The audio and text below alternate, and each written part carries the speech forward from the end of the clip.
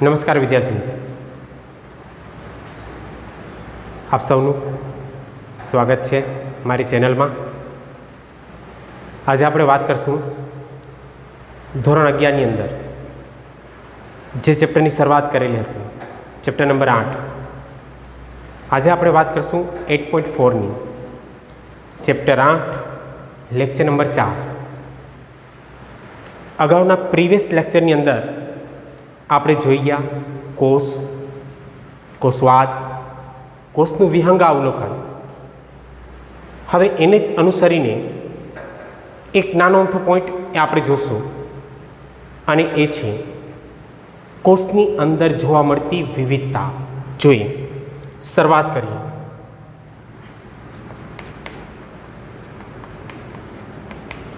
કોષની વિવિધતા.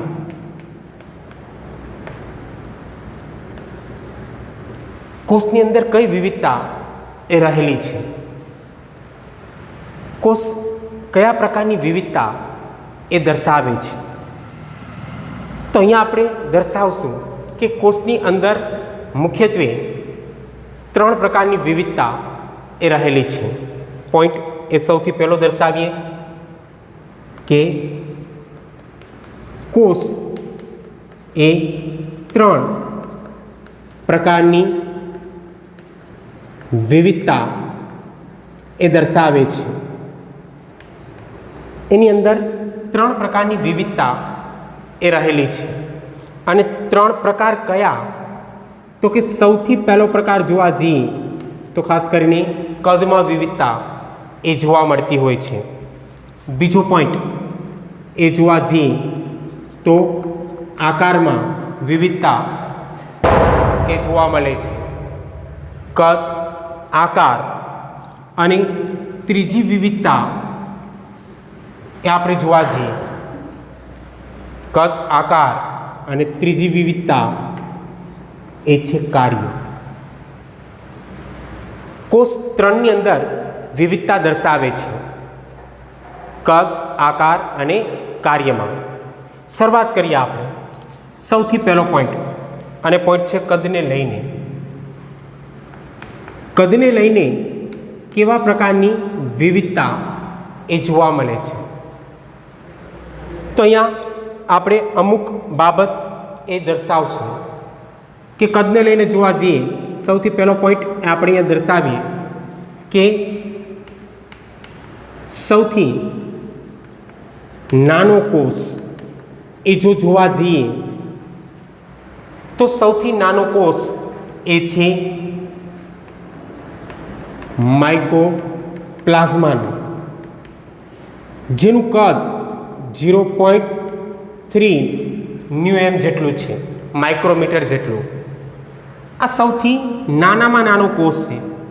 અને માઇકોપ્લાઝમા જેનો સમાવેશ એ વનસ્પતિ સૃષ્ટિની અંદર કરવામાં આવે છે, જે સૌથી નાનામાં નાનો કોષ એ ધરાવે છે, જેનું કદ એકદમ સૂક્ષ્મ છે, એકદમ નાનું છે. એની સામે આપણે બીજો પોઈન્ટ લઈએ કે સૌથી મોટો કોષ એ કેનો? સૌથી મોટો કોષ એ કેનો? તો આપણે પ્રશ્ન પૂછેલો હતો કે કયો એવો કોષ છે જે નરી આંખે આપણે જોઈ શકીએ છીએ? તમારામાંથી ઘણા વિદ્યાર્થી મિત્રોએ સાચો જવાબ એ આપેલો હતો કે શાહમૃગનો અંડકોષ. અને હા, એ સૌથી મોટામાં મોટો કોષ છે. એટલે અહીંયા આપણે દર્શાવશું શાહમૃગનો અંડકોષ, જે સૌથી મોટામાં મોટો કોષ છે. હવે ત્રીજો પોઈન્ટ અહીંયા લઈ કે વાત કરીએ આપણે બેક્ટેરિયલ કોષની. તો બેક્ટેરિયલ કોષ જેનું કદ એ આપણે જોવા જઈએ તો એનું કદ 3 થી 5 μm જેટલું જોવા મળે છે. ખાસ ધ્યાન રાખજો વિદ્યાર્થી મિત્રો કે એનું કદ એ કેટલું? તો કે 3 થી 5 μm એટલે માઇક્રોમીટર જેટલું એનું કદ એ જોવા મળે છે બેક્ટેરિયલ કોષનું. એની સામે આપણે ચોથો પોઈન્ટ લઈએ કે ખાસ કરીને મનુષ્યનું જે રક્તકણ છે, રક્તકણ જેને આપણે આરબીસીએસ તરીકે ઓળખીએ, રેડ બ્લડ સેલ્સ, તો એનું કદ કેટલું હશે? તો કે એનું કદ 7.0 μm જેટલું એનું કદ એ જોવા મળે છે. 7 માઇક્રોમીટર જેટલું કદ એ મનુષ્યના રક્તકણનું હોય છે. અને હજી એક પાંચમો પોઈન્ટ અહીંયા ઉમેરીએ તો એ રહેશે કે સૌથી લાંબો કોષ એ કયો? તો કે સૌથી લાંબો કોષ એ છે ચેતાકોષ, જેને આપણે નર્વસ સેલ તરીકે ઓળખીએ. તો આ તમામ બાબત દર્શાવે છે, આ તમામ કોષની જે રચના જોઈ એના ઉપરથી આપણે એટલું કહી શકીએ કે આ તમામ કોષનું કદ એક સરખું હોતું નથી, એટલે કે કદની અંદર વિવિધતા એ જોવા મળે છે.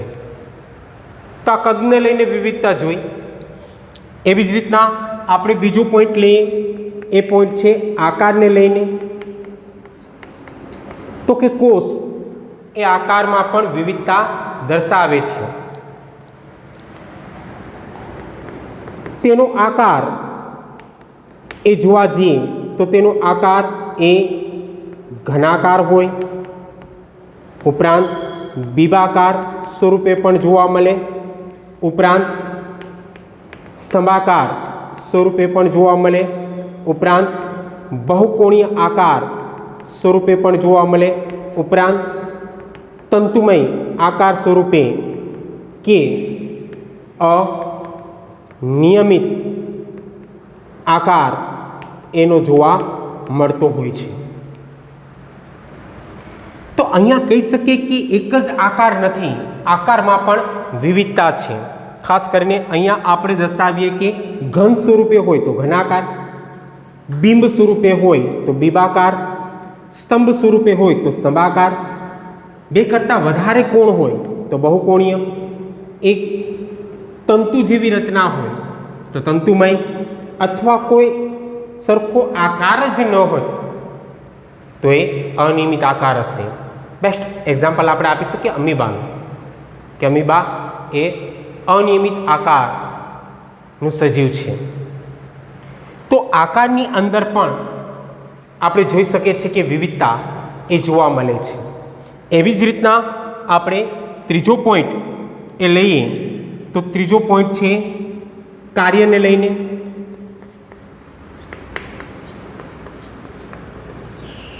અહીંયા આપણે દર્શાવી શકશું કે કોષ એ વિવિધ પ્રકારનું કાર્ય એ દર્શાવે છે. કોષની અંદર વિવિધ પ્રકારનું કાર્ય એ જોવા મળે છે. કોઈ કોષનું કાર્ય એક સરખું નહીં હોય.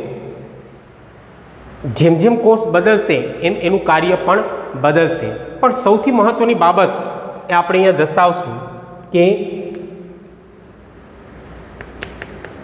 કોષ એ અલગ અલગ કાર્ય દર્શાવે છે, જેથી તેનો આકાર પણ અલગ અલગ એ જોવા મળે છે. કોષનું કાર્ય એક સરખું નથી એટલે એનો આકાર પણ સરખો નથી. આકારનો સંપૂર્ણ આધાર એના કાર્ય ઉપર છે એવું આપણે કહી શકીએ કે ખાસ કરીને કાર્ય એ અલગ અલગ હોવાને કારણે આકાર એ પણ અલગ અલગ એ જોવા મળે છે. તો અહીંયા આપણે દર્શાવી શકીએ કે ત્રણ જે બાબત છે એની અંદર કોષ એ વિવિધતા દર્શાવે છે. જુદાપણું એ કોષમાં રહેલું છે. તો અહીંયા આપણે જે વાત કરી ગયા સંપૂર્ણ વાત હતી કોષની. હવે આપણે જે આગળ વધશું એ આગળ જતાં આપણે બે કોષનો અભ્યાસ કરશું અને બે કોષ જેનો સંપૂર્ણ આધાર એ કોષ કેન્દ્ર ઉપર રહેલો છે અને કોષ કેન્દ્રના આધારે આપણે એના બે પ્રકાર એ પાડેલા હતા. એક આદિ કોષ કેન્દ્રીય કોષ અને બીજું હતું સુકોષ કેન્દ્રીય કોષ. આજે આપણે આ લેક્ચરની અંદર જે ચર્ચા કરશું એ હશે આદિ કોષ કેન્દ્રીય કોષની. એમાં પણ અત્યારે આપણે બેઝિક માહિતી મેળવશું. વધુ ડિટેલ એ આપણે આના પછીના લેક્ચરમાં એ દર્શાવશું. એટલે પોઈન્ટ આદિ કોષ કેન્દ્રીય કોષનો એ અહીંયા જે ચાલશે એ સંપૂર્ણ નહીં હોય, એ અપૂર્ણ રહેશે. પણ જો એટલો પોઈન્ટ તમારો ક્લિયર હશે તો એ પછીનો પોઈન્ટ એ સમજવામાં તમને સરળતા રહેશે. એટલે અહીંયા આ પોઈન્ટમાં ખાસ ધ્યાન રાખજો.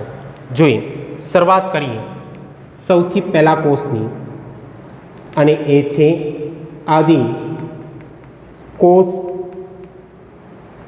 કેન્દ્રીય કોષ. અંગ્રેજીમાં કેવું હોય તો આપણે એને કહી શકીએ પ્રો કેરિયોટિક સેલ.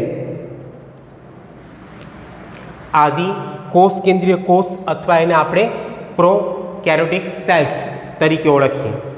આદિ એટલે શરૂઆતની ક્રિયા, પ્રો એટલે પ્રાથમિક ક્રિયા, કેરિયોટિક એટલે કે કોષ કેન્દ્ર અને સેલ એટલે કોષ. એક શરૂઆતનો કોષ, એક પ્રાથમિક પ્રકારનો કોષ જેને આપણે આદિ કોષ કેન્દ્રીય કોષ તરીકે ઓળખી શકીએ. અને એને અનુસરીને હવે આપણે પોઈન્ટની શરૂઆત કરીએ. તો સૌથી પહેલો પોઈન્ટ અહીં આવશે કે તેઓ નાના કદના હોય છે. આદિ કોષ કેન્દ્રીય કોષ એ નાના કદના હોય છે, એટલે કે એનું કદ એ એકદમ નાનું છે. કોની કમ્પેરિઝનમાં, કોની સરખામણીમાં? તો કે સુકોષ કેન્દ્રીય કોષ કરતાં. સુકોષ કેન્દ્રીય કોષનું કદ મોટું હોય તો આદિ કોષ કેન્દ્રીય કોષનું કદ એ નાનું હશે. આપણે ડિફરન્ટ સાથે લેતા જઈએ છીએ તફાવત બંને વચ્ચેનો. તેઓ કદમાં નાના હોય છે. બીજો પોઈન્ટ, તેઓ ઝડપી વિભાજન પામવાની ક્ષમતા એ ધરાવે છે. તેઓ ઝડપી વિભાજન પામવાની ક્ષમતા એ ધરાવે છે. એનામાં જે કોષ વિભાજનની ક્રિયા છે, સેલ ડિવિઝનની ક્રિયા એ ઝડપી છે. કોના કરતાં? તો કે સુકોષ કેન્દ્રીય કોષ કરતાં. એ ઝડપથી વિભાજન પામી શકે છે. વિભાજન સમવિભાજનમાં આપણે ખ્યાલ છે કે 1 માંથી 2, 2 માંથી 4, 4 માંથી 8, 8 માંથી 16, 16 માંથી 32 આવી રીતના સતત વિભાજન થાય. પણ એ વિભાજન ઝડપી કેમાં? તો કે વિભાજન ઝડપી આદિ કોષ કેન્દ્રીય કોષમાં હશે. આ બીજો પોઈન્ટ એ આપણે દર્શાવ્યું કે ઝડપી વિભાજન પામવાની ક્ષમતા એ ધરાવે છે.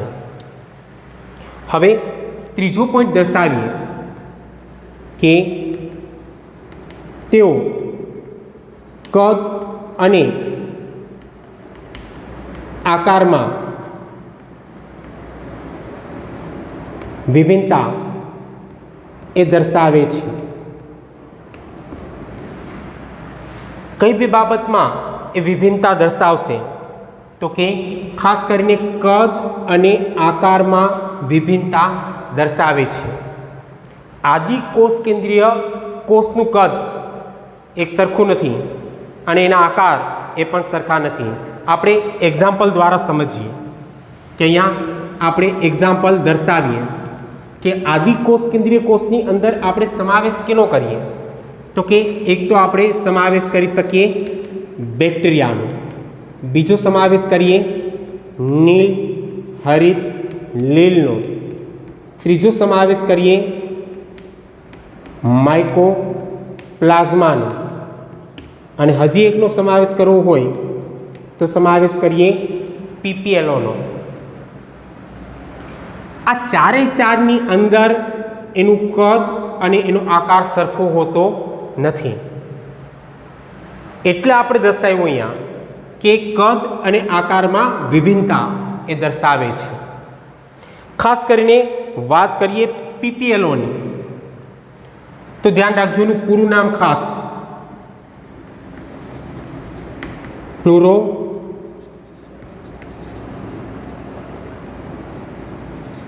Pneumonia like organism.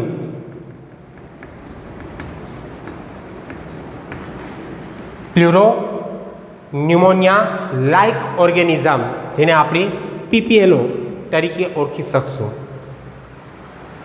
તો ઉદાહરણ દર્શાવે છે કે એના કદ અને આકારમાં વિભિન્નતા એ રહેલી છે.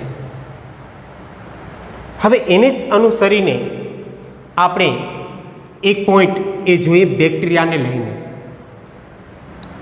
અને બેક્ટેરિયાને લઈને આપણે જોવા જઈએ કે ખાસ કરીને બેક્ટેરિયાનો આકાર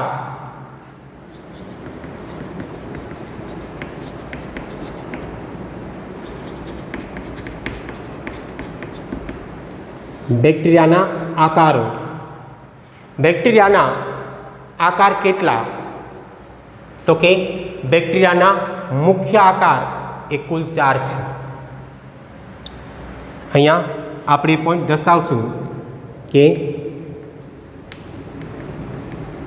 બેક્ટેરિયા 4 આકાર એ ધરાવે છે. 4 આકારના જોવા મળતા હોય છે બેક્ટેરિયા. અને 4 આકાર કયા જોઈએ? સૌથી પહેલો આકાર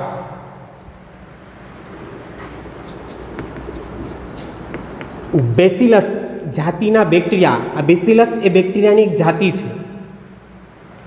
એ બેસિલસ જાતિના જે બેક્ટેરિયા છે એની અંદર ખાસ કરીને બેક્ટેરિયાનો આકાર એ દંડ સ્વરૂપનો છે. એટલે આપણે એને કહીએ દંડાણુ, કે જે બિલકુલ આવી રીતના જોવા મળશે કે એક દંડ સ્વરૂપની ક્રિયા એમાં જોવા મળતી હશે. તો બેસિલસની અંદર એનો આકાર એ દંડ સ્વરૂપનો છે, એટલે કે દંડાણુ. બીજો પોઈન્ટ લે કે ખાસ કરીને બેક્ટેરિયાની એક બીજી જાતિ, અને એ છે કોકસ. કોકસની અંદર ખાસ કરીને એનો આકાર છે ગોળાણુ. ગોળાણુ મીન્સ ગોળાકાર, મીન્સ આવી રીતના આકાર એ જોવા મળશે. કોકસની અંદર ગોળાણુ મીન્સ ગોળાકાર. ત્રીજી એક જાતિ લે અને એ છે વિબ્રિયો, જે બેક્ટેરિયાની જાતિ છે.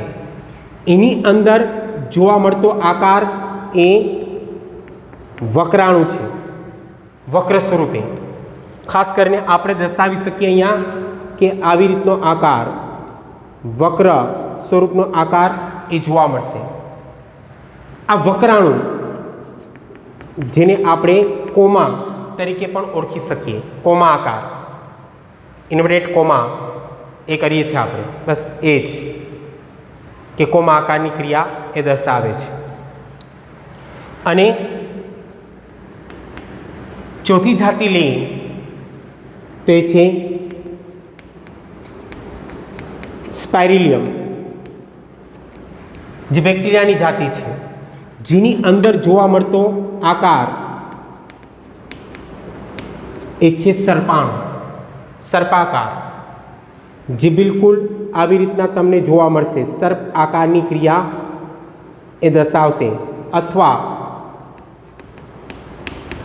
એને આપણે કહીએ કુંતલાકાર.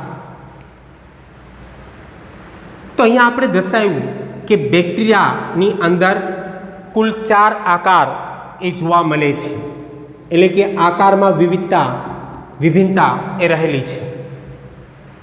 તો આ પોઈન્ટ તમને સમજાઈ જશે કે હા, આકારની અંદર વિવિધતા એ જોવા મળે છે. આ બેક્ટેરિયાના આપણે 4 આકાર લીધા: દંડાણુ, ગોળાણુ, વક્રાણુ અને સર્પાણુ. હવે એને લઈને આપણે શરૂઆત કરીએ આદિકોષ કેન્દ્રીય કોષની. અને આદિકોષ કેન્દ્રીય કોષની અમુક જે રચનાઓ છે જેનો અભ્યાસ એ આપણે કરીએ. તો અહીંયા સૌથી પહેલો પોઈન્ટ એ આપણે લઈએ, અને પોઈન્ટ છે આવરણનો. આદિકોષ કેન્દ્રીય કોષની અંદર આપણે સૌથી પહેલી શરૂઆત કરીએ આવરણની. તો કે એની અંદર 2 આવરણ હોય. બેઝિક જોવા જઈએ તો અત્યારે આગળ જશું એમ આવરણ વધશે કે આદિકોષ કેન્દ્રીય કોષની અંદર 2 આવરણ હશે. એમાં સૌથી પહેલી બાબત લઈએ, સૌથી બહારનું આવરણ.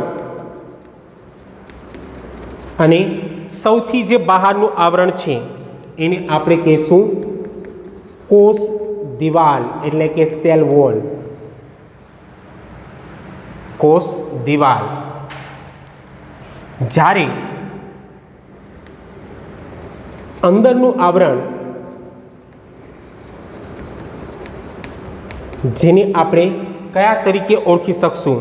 તો કે અંદરનું આવરણ જેને આપણે કોષ રસ પટલ તરીકે ઓળખશું.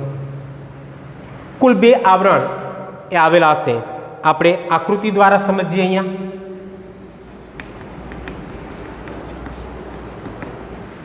કે ખાસ કરીને અહીંયા જોવા જઈએ તો સૌથી આવી રીતના પહેલું આવરણ એ જોવા મળતું હશે,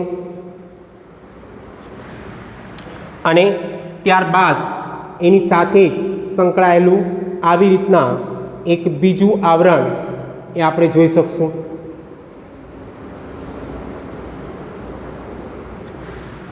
આ સૌથી જે બહારનું આવરણ છે એ આવરણ એ છે કોષ દિવાલ, જે સૌથી બહારનું છે. અને એની અંદરની તરફ આવેલું આ જે આવરણ છે જેને આપણે કોષ રસ પટલ તરીકે ઓળખી શકશું. તો આપણે વાત કરી ગયા આવરણની. હવે બીજો પોઈન્ટ લઈએ તો એ છે કોષ રસનો. હવે જે કોષ છે એની અંદરના ભાગે જે દ્રવ્ય સ્વરૂપની રચના એ જોવા મળે છે.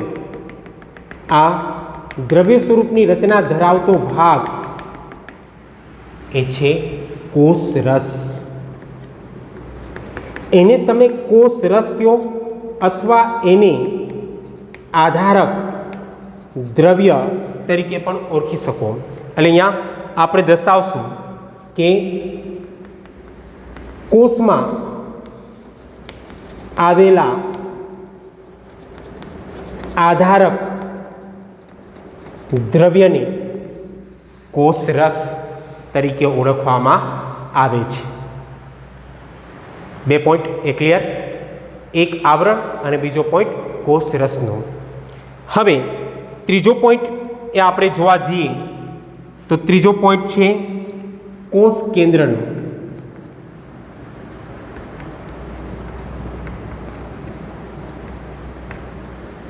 અહીંયા ધ્યાન રાખજો વિદ્યાર્થી મિત્રો કે કોષ કેન્દ્રનો અહીંયા મોટા ભાગે અભાવ હશે, કારણ કે આ પ્રાથમિક પ્રકારનો કોષ છે, એટલે કોષ કેન્દ્રનો અભાવ હશે, અથવા કોષ કેન્દ્ર હોય તો પ્રાથમિક પ્રકારનું હોય.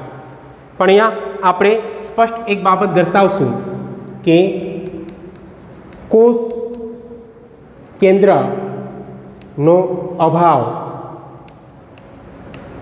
જેથી કોષ કેન્દ્ર પટલ એ ગેરહાજર. આપણા માટે આ પોઈન્ટ એ સૌથી અગત્યનો છે કે કોષ કેન્દ્ર પટલ એ ગેરહાજર હોવાને કારણે આ કોષને આપણે આદિ કોષ કેન્દ્રીય કોષ તરીકે ઓળખી શકશું. તો આ સૌથી મહત્વની બાબત થઈ કોષ કેન્દ્રને લઈને કે અહીંયા જે ગોળાકાર અથવા પટલમય રચના ધરાવતું કોષ કેન્દ્ર એ જોવા નહીં મળે. હવે આપણે એટલો ખ્યાલ છે કે કોષ કેન્દ્રની અંદર રંગસૂત્ર હોય અને રંગસૂત્રની અંદર ડીએનએ હોય. તો કોષ કેન્દ્રની અંદર રંગસૂત્ર અને રંગસૂત્રની અંદર ડીએનએ, જેને આપણે ડીઓક્સીરીબો ન્યુક્લિક એસિડ કે, પણ અહીંયા કોષ કેન્દ્ર નથી. તો જે રંગસૂત્ર છે એ કોષરસની અંદર છૂટું છવાયું જોવા મળતું હશે અને એને લઈને ખાસ કરીને હવે આપણે અહીંયા પોઈન્ટ દર્શાવીએ કે આનુવાંશિક દ્રવ્ય તરીકે શું આવેલ હશે? તો કે તેમાં આનુવાંશિક દ્રવ્ય તરીકે ડીએનએ એ આવેલ હશે. આનુવાંશિક દ્રવ્ય તરીકે ડીએનએ એ આવેલ, જે અહીંયા આપણે દર્શાવીએ કે ખાસ કરીને અંદરના ભાગે જોવા જઈએ તો આવી રીતના આનુવાંશિક દ્રવ્ય એ તમને જોવા મળશે જે કોષરસમાં હશે. આ ભાગ એ આનુવાંશિક દ્રવ્યનો છે અને આનુવાંશિક દ્રવ્ય તરીકે આપણે કોને લઈએ છીએ? તો કે ડીએનએ.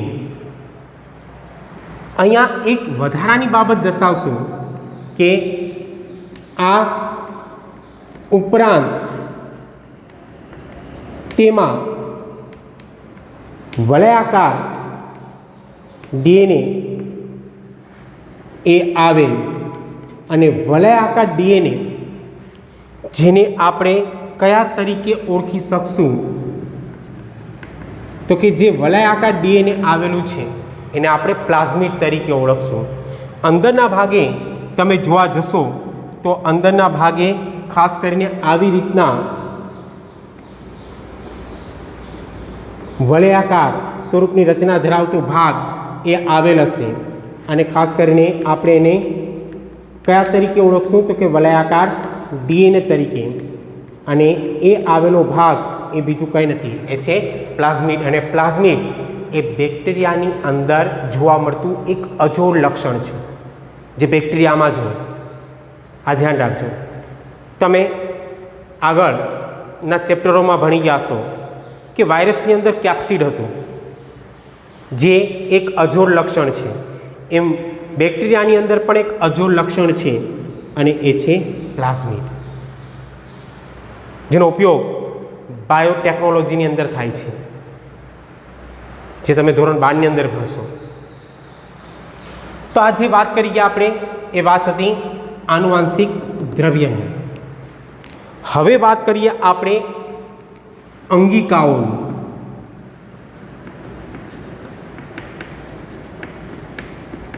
તો આપણે જાણીએ છીએ વિદ્યાર્થી મિત્રો કે આદિ કોષ કેન્દ્રીય કોષની અંદર પટલમય અંગિકાઓ એ હોતી નથી. એટલે અહીંયા આપણે પહેલો જ પોઈન્ટ દર્શાવી દઈશું કે પટલમય અંગિકાઓનો અભાવ એ અહીંયા જોવા મળશે. પટલમય અંગિકાઓ આવેલ હશે નહીં, ખાલી એક પટલવિહીન અંગિકા હશે. પટલ વિહીન અંગિકા અને પટલ વિહીન અંગિકા એ કઈ હશે? તો કે પટલ વિહીન અંગિકા એ હશે રિબોઝોમ્સ. કયા હશે? રિબોઝોમ્સ. અંદરના ભાગે આપણે જોઈ શકશું કે આવી રીતના પટલ વિહીન અંગિકા એ જોવા મળશે અને આ પટલ વિહીન અંગિકા જેને આપણે કહેશું રિબોઝોમ્સ, જે કોષરસમાં મુક્ત તરતી રચના છે. મારી ભાષામાં કહું તો એક ભટકતી આત્મા છે. ભટકતી આત્મા એટલે રિબોસોમ્સ. તો અહીંયા અંગિકાઓની વાત આપણે કરી ગયા. હવે આની અંદર એક વિશિષ્ટ રચના જોવા મળશે અને એ જે વિશિષ્ટ રચના છે જેને આપણે મેસોઝોમ્સ તરીકે ઓળખી શકશું.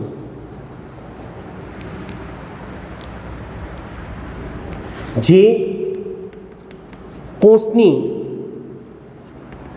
અંદર આવેલી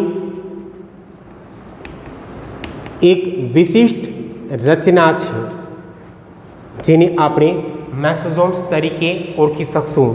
વિદ્યાર્થી મિત્રો ધ્યાન રાખજો ખાસ કે જે મેસોઝોમ્સની ક્રિયા છે એ આપણે અહીંયા દર્શાવીએ કે અંદરનો જે ભાગ છે કોષ રસ પટલનો, એ કોષ રસ પટલના ભાગેથી જ આવી પ્રવૃત્તિયુક્ત રચના એ નીકળતી હોય અને કોષ રસ પટલના ભાગેથી નીકળતી આ પ્રવૃત્તિયુક્ત રચના જેને આપણે કયા તરીકે ઓળખી શકશું તો કે જોવા મળતી આ રચના જેને આપણે મેસોઝોમ્સ તરીકે ઓળખી શકશું. તો અહીંયા આપણે પોઈન્ટ દર્શાવશું કે કોષ રસ પટલમાંથી